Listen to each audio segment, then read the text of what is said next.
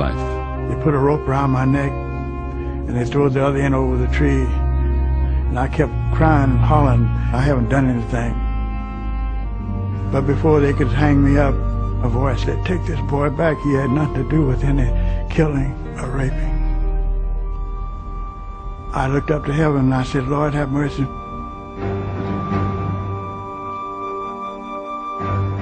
Throughout the decade, an estimated 200 people were lynched by the Klan. This organization, claiming to uphold the values and virtues of the past, became so powerful in the 1920s that it seized political control in 7 states. And in 1927, Klansmen marched, 50,000 strong, down the streets of the nation's capital. Clearly, the forces of 20s modernity had stirred a bitter resistance. Then the Manasseh Mauler lashed out in his old ferocious style. Several fast, deadly punches. In a decade fraught with so many changes, people in the 1920s seemed hungry for old-fashioned heroes, and an explosion in spectator sports provided them. Sports giants became household names, their every move followed by radio and an eager tabloid press. One name was known in more households than any other. In our family, we were never baseball-oriented, but I would have had to be deaf not to have heard about Babe Ruth. George Herman Ruth, the Babe, reshaped America's pastime. In an era of big events, he excelled at the game's biggest excitement, the home run. He hit 60 of them in a single season in 1927, a record that would stand for 4 decades. Fans drove from miles around to see it. We used to get in the truck, 7 of us, put hay in the truck and just sit on it. And in 3.5 hours, we were from Scranton to the Yankee Stadium. It was 35 cents to see the Babe, Lou Gehrig, all the Yankee players. Babe Ruth was a hero. Lou Gehrig was always my hero. Seems like everybody back then was a hero. We'd write and get autographs. They graciously sent us pictures. 3 cent postage stamps, you got your picture back. Very, very nice time to live. Felt good to be an American.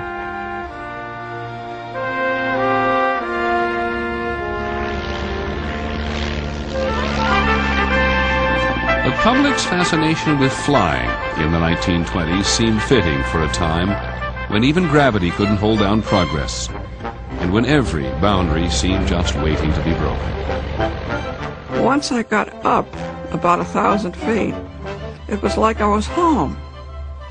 And that's the only way I can describe it to you. I was home.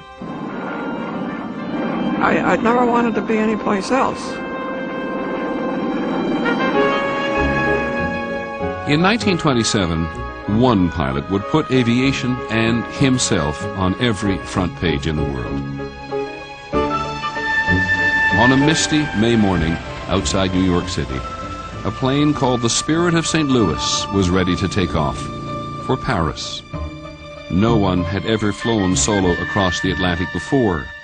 6 others had tried, failed, and died. Ready to take the chance this time was Charles Lindbergh, the 6'2" son of a former congressman from Minnesota. Thousands of people came to watch him take off.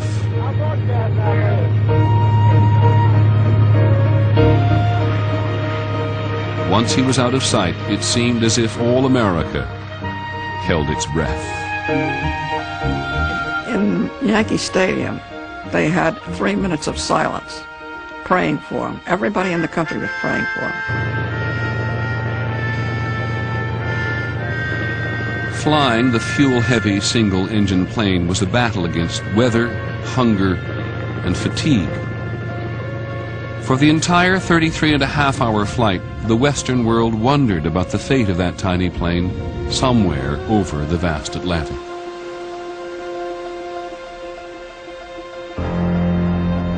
It was a Saturday night, They hadn't heard from him for a long time. And I was walking up 125th Street, and someone shouted, "They found him!" He was flying over Ireland, and within an hour or so, he landed in Paris. 100,000 Parisians were there to welcome the shy young pilot. Lucky Lindy emerged from his plane carrying only a razor and a passport. His flight had represented the best of an era, a mastery of modern technology joined with old-fashioned values of courage, individualism, and hard-won achievement. When Lindbergh came back, it was as though he walked on the water. The public couldn't get enough of him. He was the star. There wasn't a woman in America that wasn't crazy about him.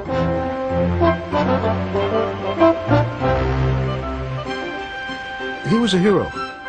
He was a nice guy. He was new. He was young. He was, he was kind of gawky, but that was what they wanted. The parade for Lindbergh down Broadway was the biggest national celebration since the end of World War I.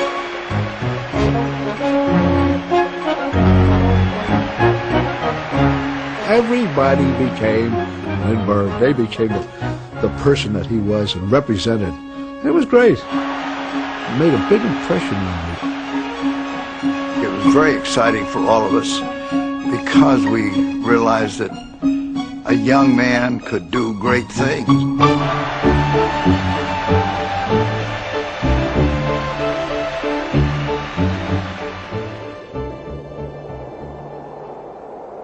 After Lindbergh's triumph, there remained only one continent for the airplane to conquer: Antarctica. The frozen and forbidding landscape at the bottom of the world was the boundary one of the century's great explorers, Admiral Richard Byrd, set out to break. His goal was to fly over the South Pole. His expedition was flooded with young and eager volunteers, all of them wanting to be heroes. Admiral Byrd was going to select, I forget how many Boy Scouts to go to the pole. Now, I was about 12 at the time, and I was nominated as one of the guys to go. Now, this was a big thing. It was in all the papers. So I came home and said, "Ma, what do you think? I'm going to go to the North Pole with Admiral Byrd." She says, "You can't go." I says, "Why?" She says, "You'll catch your death of cold." I never went. My cousin went instead. Amazing, isn't it? There were 120 men connected with the Byrd expedition. 20-year-old Harvard student Norman Vaughn dropped out of school, trained for a year, and was finally selected to go on the adventure of a lifetime. We stepped on land that had never been seen or touched before, and that just excited me beyond words. Absolutely a new frontier. The expedition's home base was called Little America. Its 2-year mission was to conduct geological research and prepare for Byrd's record-breaking attempt. We were responsible for getting out onto the interior of Antarctica as far as we could to be there for Admiral Byrd's rescue expedition should he have had a forced landing.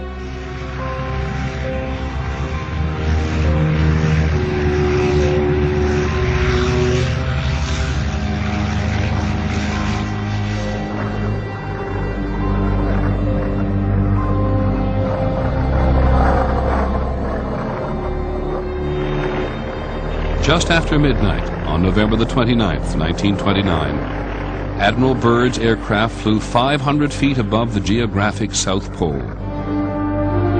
He dropped a stone wrapped in an American flag. Americans and their airplane had reached the ends of the earth.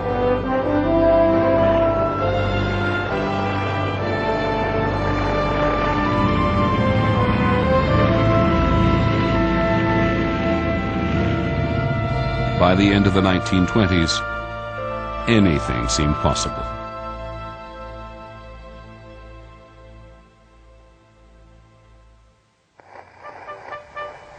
The most extraordinary thing about the decade of the 20s was a pandemic air of optimism, a feeling that the future of the country was unlimited.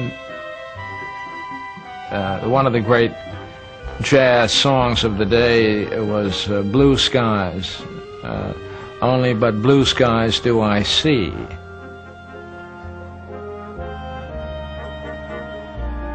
The president promised blue skies in the country's future. At his inauguration in 1929, Herbert Hoover repeated the common wisdom of the day that Americans were on their way to riches. If proof was needed, all one had to do was look at the bubbling pool of wealth, the stock market. The butcher, the baker, the candlestick maker, everybody, oddly enough, was in the stock market. One of our chauffeurs was in the market. If he can be in the market, anybody can be in the market. There were no regulations as we have now. People got away with murder all the time. The government didn't bother them. So they were all making money. They were doing very well. A boom in buying had driven up stock prices. Suddenly, in October of 1929, investors started cashing in their overpriced stock. A panic of selling started. On October 29, of 1929, it was obvious from the opening bell that things were wildly amiss. At 9:30, there was a rumble on the floor. One of the page boys said, "Hey, Mike, look at the sell orders coming out of those phones." The wheels really started to come off. The stock market went into a free fall. Crowds gathered in the street outside of the exchange. At 3 o'clock, the bell rang and that was it. More than $30 billion in paper value simply vanished that day as the stock market crashed. The famous word, the crash.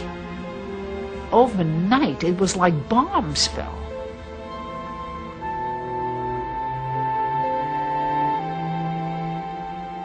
The 20s bubble had burst, and with it, the decade's optimism.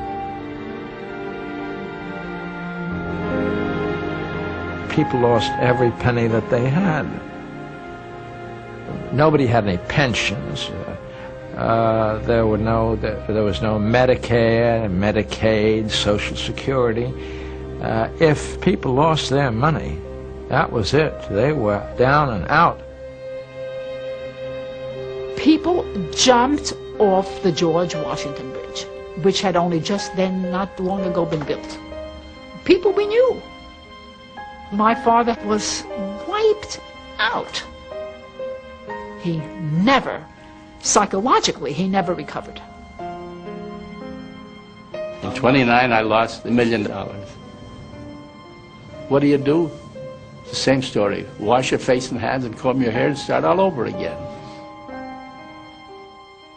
But as people would find out in the decade to come, a decade is different from the 20s as night is from day. Starting over was not going to be so easy. America, along with much of the world, faced the Great Depression.